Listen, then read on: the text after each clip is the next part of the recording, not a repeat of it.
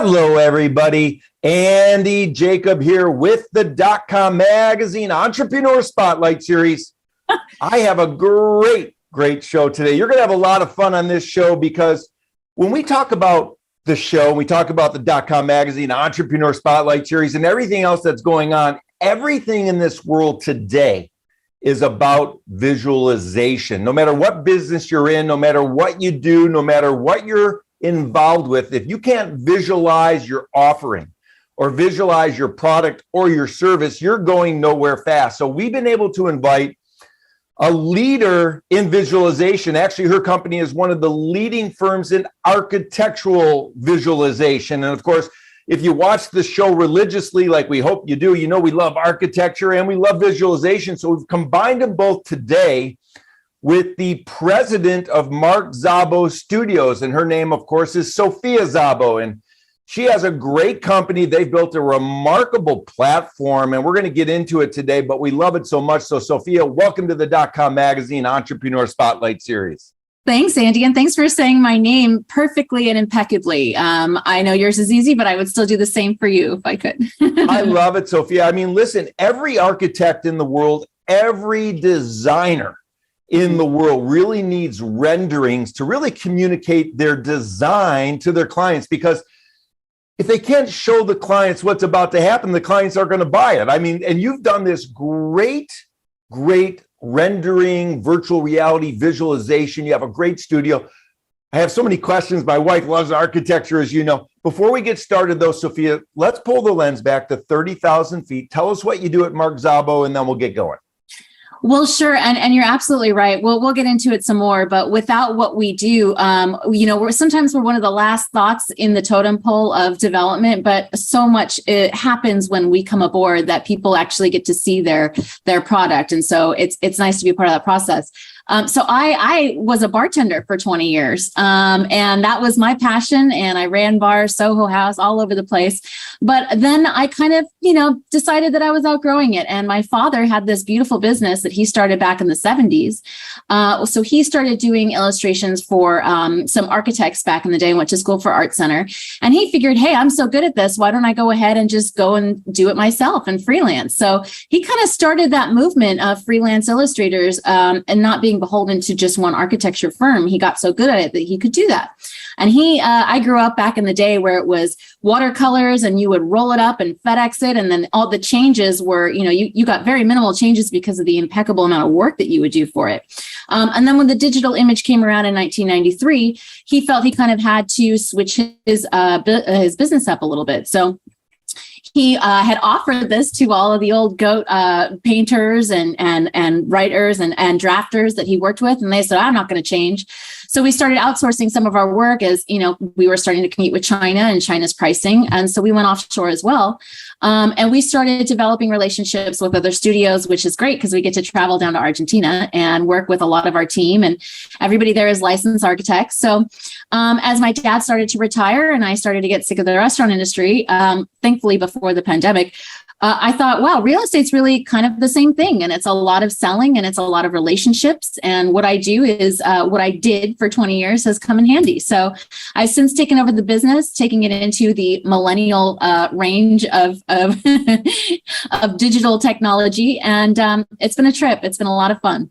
Yeah, Sophie, it's such a great journey because, your dad, Marc, really started something very, very interesting, became sort of the go-to expert and became very successful. And now here you are, you're becoming, successful in your own right in this space and becoming someone that's sort of a go-to creative. And, when we look at it, and we're going to put on the screen some of the videos and some of the electronic visuals and some of the advanced and beautiful renderings that you offer so that people can get an idea of what you do. But it's really interesting because my wife and I, we were looking at building a home. And after we went through the iterations and went through the process and went through, with the architect sent us a beautiful sort of design of what the house would look like. And we actually could sort of walk through the house and see what the house looked like prior to building it. I would imagine everybody that's building a home, in this day and age would want to see that. Isn't that right? Yeah. And, there's two parts to that.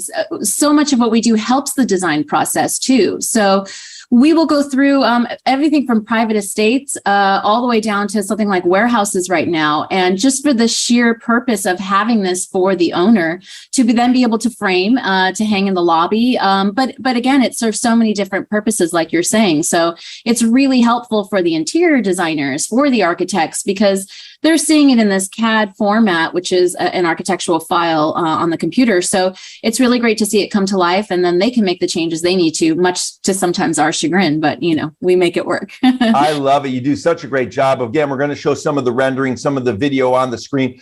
Let's talk about it. What types of companies reach out? They've heard about Marc, they've heard about you now, Sofia, the Marc Szabo studios, and they say, hey, Sofia, we want some renderings. Is it mostly architects? Is it mostly designers? Are there some other sort of verticals and spaces that are now using your visualization properties? Well, I would say with, the home builder boom that happened we did a lot in that sector. So mostly residential. And we were working with those developers, Pulte Homes, DR Horton, all of these bigger single family homes. And gosh, I love them. They're such great people. They do beautiful designs. So we do a lot of elevations for them.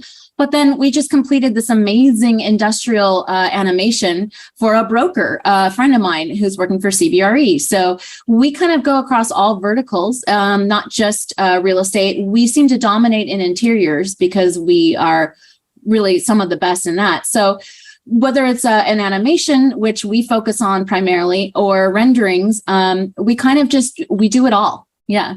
Yeah, it's so interesting because when you think about the design process, you think about interior designs, you think about architecture. One thing that some designers maybe have a challenge with, and some people buying the designs, is they have a tough time figuring out sort of the way it's going to look from, not only the conceptual space design, but how it all fits in, and whether you have enough room to breathe, and what it's going to look like. And you really have an expertise at that as well, to put these renderings together in a way that shows the space in a livable opportunity. Is that sort of one of the ideas?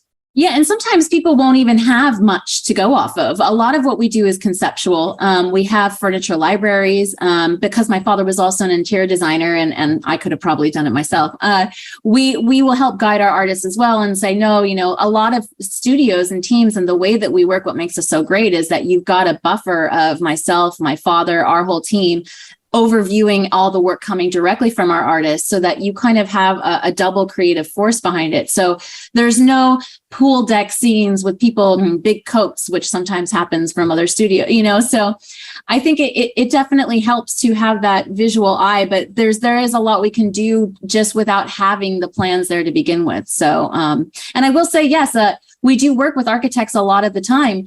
Most of our clients happen to be developers because they have that kind of idea and vision.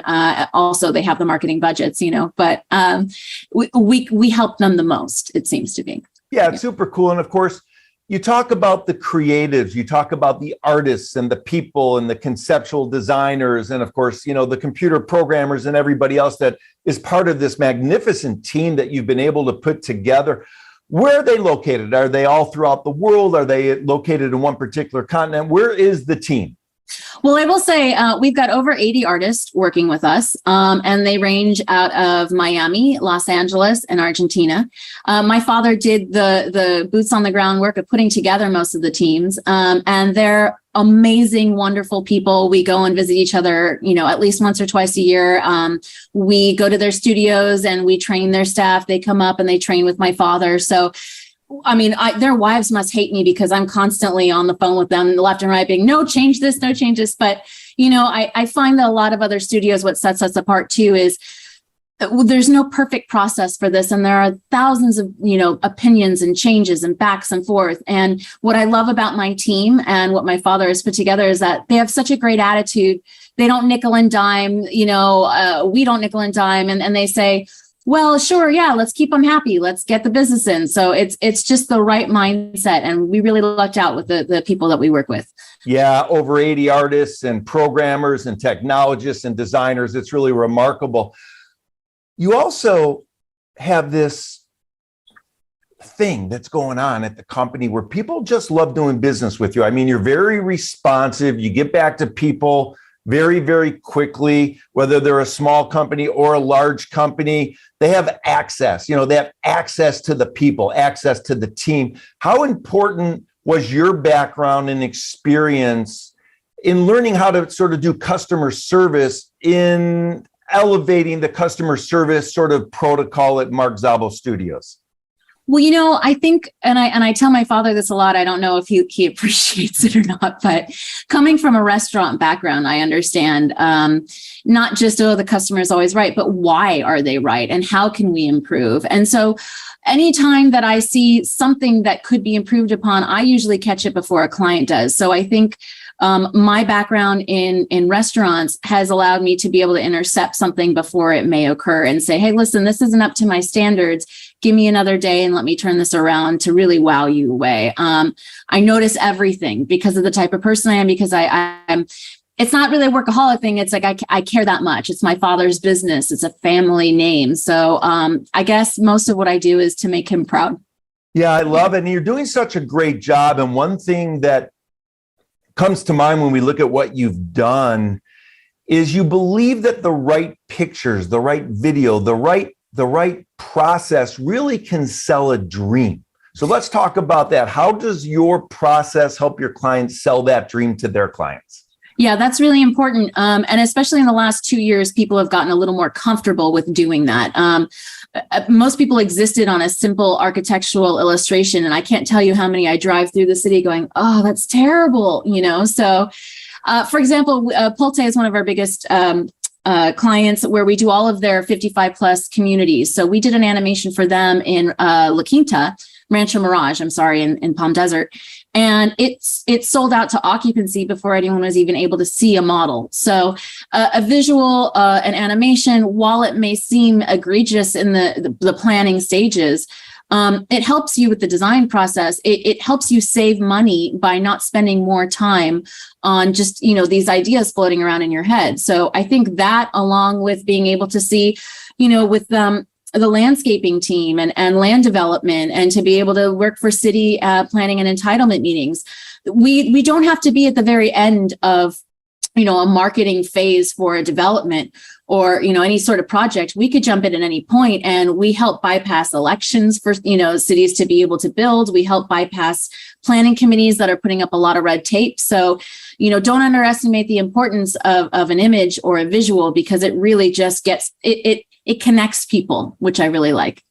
That's really interesting, Sophia. I mean, when you think about it, there's a process, and you think that people inquire.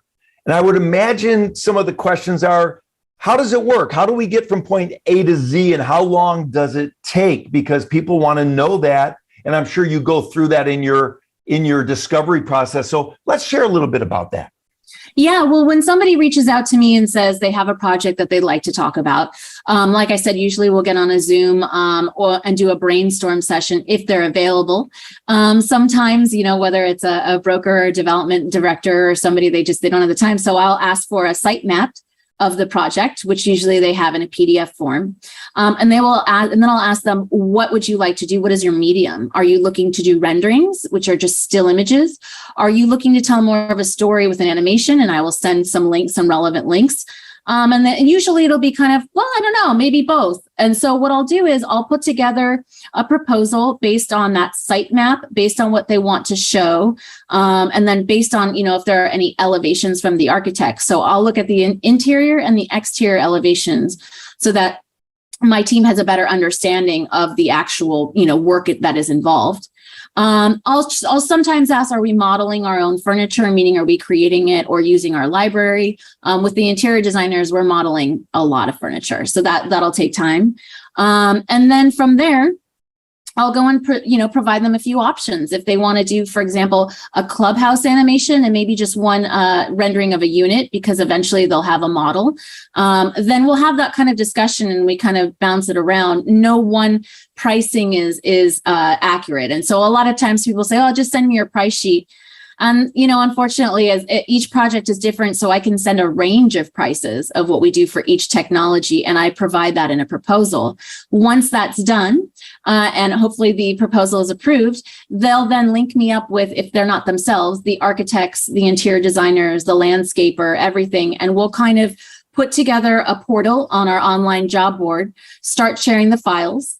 After that, we will provide them with, some black and white images to choose the views for the architecture. And then we go through 2 rounds of changes in the color process, where we will do, looking at the materials, the FFE, which is basically like the artwork and the trinkets, and, making sure that all the textures are correct. And then from there, we will go to do a final resolution. But we take so many things into account that, what kind of mood is it? So when you say interiors, we are looking to do, are we pushing some sunlight in? Is it the golden hour? So there's a lot of kind of things that we take into consideration that we do without really needing our hands held. So that's the process we work off of, in case anyone's interested.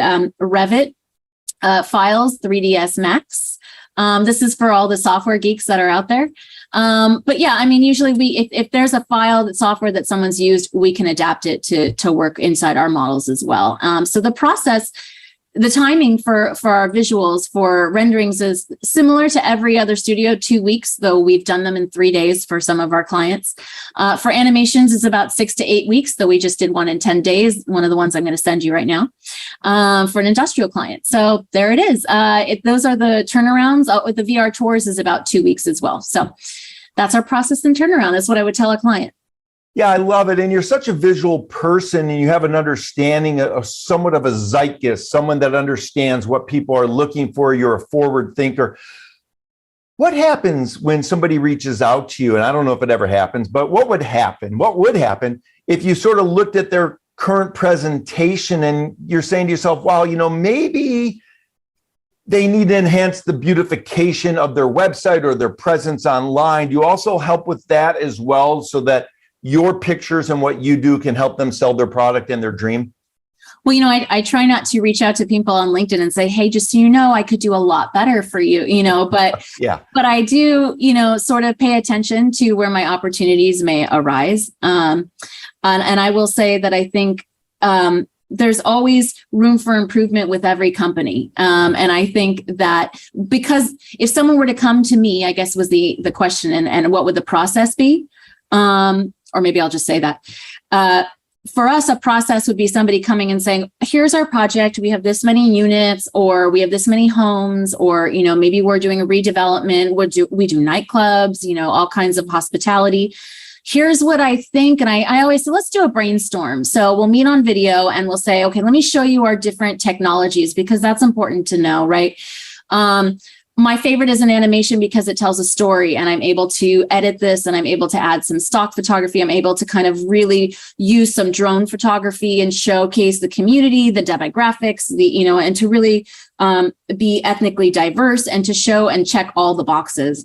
Now, if somebody's looking to do something that's a little more like interior focus, and they really want to focus on, the interior design, we'll look at maybe doing a virtual tour, which we call 360s, or a still rendering. So I think it really depends on my clients and what it is they're looking to do. And let's not beat around the bush. It's all about money. So what does their budget allow, and how much can we do for them? I mean, often I take a lot of hits to be out there as much as I can, because I want people to have the best tool for their project, that they're not just going to delete off their website in 30 days. Most of our products will stay over a month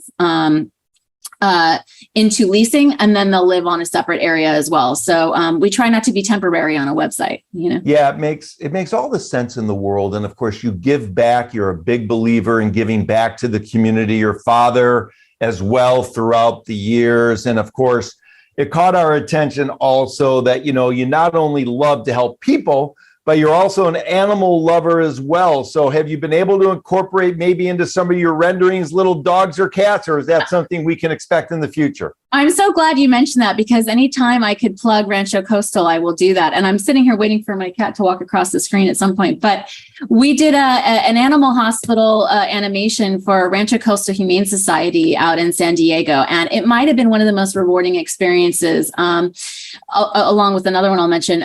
But it was just so great to be able to work with, green screen animals and doctors. And we really learned a lot in this process. And I think going to their charity event and then having that animation shown really gave people a general idea. And then the wallets come out, and then, everybody starts in it. And it was just really fun to feel like something that we do isn't just, while, multifamily is important to go and help, animals find homes. We also did another animation called The Village that is in Los Angeles.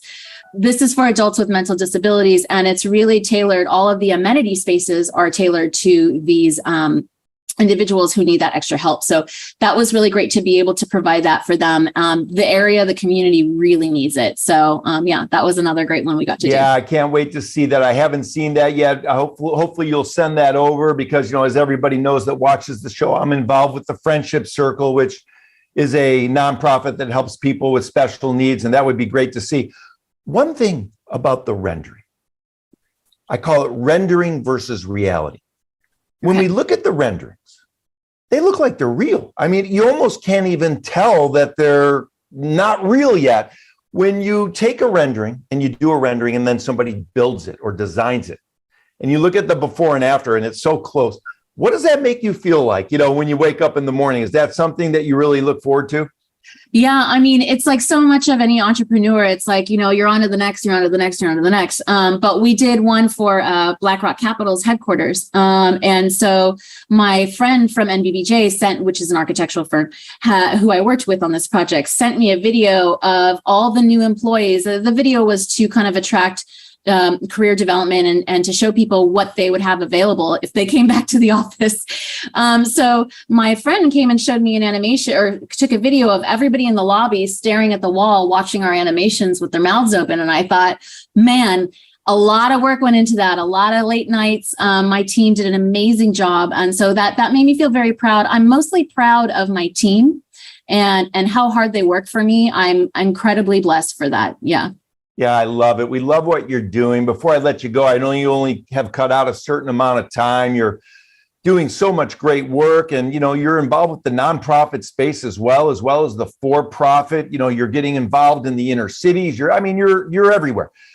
I want to talk about entrepreneurship, because here we are. We're now at a point where you've taken over and put yourself in this position that people are now loving what you're doing, Sofia, at the company. It's a great company that's been built. Talking to the younger entrepreneurs watching the show, what can you share with them about getting through a tough time? What can you share with them about what it takes to keep on pushing when things don't quite maybe go your way every single second of every single day?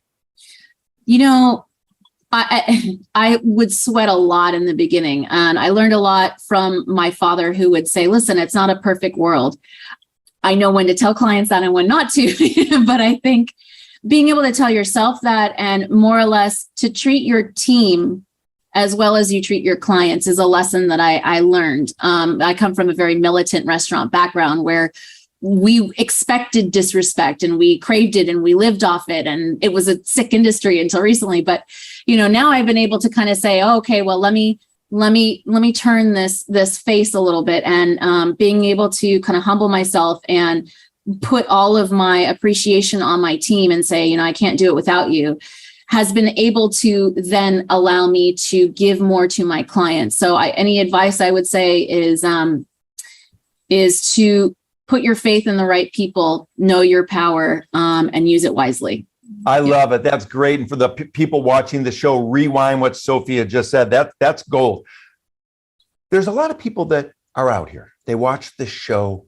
Maybe there's people that we call creatives. They're artists. They love to create. They love the art. But when they wake up in the morning, they say to themselves, I'm a creative. I love art. I love design. Whatever that takes, whether it's digital design, or they like to fly drones, or whatever it is that they like to do. But they question whether they can enter into the business world because they say to themselves, hey, I'm just a creative. I don't know what it takes to really run a business. For the creatives watching the show, maybe you could share some insight about your journey, about stepping into entrepreneurship and not being afraid. Yeah, I mean, well, I still moonlight as an actress as much as I can. I was on a children's show last year, and it was a really fun experience with Jack McBrayer, and who I absolutely love. But what I will say is, I knew that there would be roadblocks. I knew that there would be a lot of reasons for me to not do something. And so if you don't believe in yourself, or if you think that you can't do something, I mean, it's all these these cliches and these power jokes. But I think if you don't let yourself get in the way, if you don't let anything get in the way, and you put one foot in front of the other, something will happen, and I think ask questions. I think a lot of people get intimidated by meeting somebody that knows something more than them. I love it. I'm like, charm will erase any sort of like, oh, I don't know what I'm doing. It'll just make you look, if you, it's so interesting. Tell me more about that. And if you're organized and you write it down, and you have to be fanatical, you have to be manic about wanting something. And then you don't even let yourself get in the way. You don't have time for it, So I think if you, it's a really bad thing to say, but it's true. If you are letting yourself get in the way, man, you don't want it enough. Yeah, I love it. It's so true. And some people say fake it till you make it. And a lot of entrepreneurs, we scratch our knees, we get knocked down, we get kicked in the behind a little bit. And entrepreneurs just have to keep on pushing. And what happens sometimes, especially for creatives, is they try it a few times. Maybe it doesn't go as well as they hoped, and they give up. And yeah. I think you've really nailed it. I mean, a lot of the old, what we call cliches that we learned when we were a kid are still very true today. And it really is about persistence and determination. I think about it, Sofia, recently, your design studio was mentioned in an article in the Wall Street Journal. You get a lot of press, a lot of people talk about what you're doing. When you wake up in the morning, what's your why? What gets you going? Like, what gets you going to rock and roll and lead this team of, the 70 plus people and do your best work? I think it's lives, it's people's lives. And I think once you get to a place where you're responsible for other people's lives, there's a sort of honorability in that. And so you feel honored to get up and to help bring in work for your team, to help provide for your family. And so it becomes less of a material sort of like, listen, it's great to have nice things, but it's not about that. It becomes, how can I serve my community? How can I serve my family? How can I take care of people that take care of me? And that's the why, I love it. It's great. It's such a great process. It's such a great history. It's such a great evolution that you've had in your career, now leading to what you're doing and taking, Marc Szabo Studios to the next evolution, to the next revolution, I would call it, because I know you have a lot of great things on tap with what's happening in the future, Sofia. So congratulations on what you're doing. Everybody loves what you've been able to accomplish. The output's remarkable. For the people watching the show that have seen some of the architectural visualizations that we put up and the renderings that we placed up along the way, reach out to Sofia. She's accessible. Her team love helping clients, of course, based on all the reviews. So Sofia, it's just great having you on the .com Magazine Entrepreneur Spotlight Series today. Thanks, Andy. It was a blast. I believe what they all say about you. It's all great things.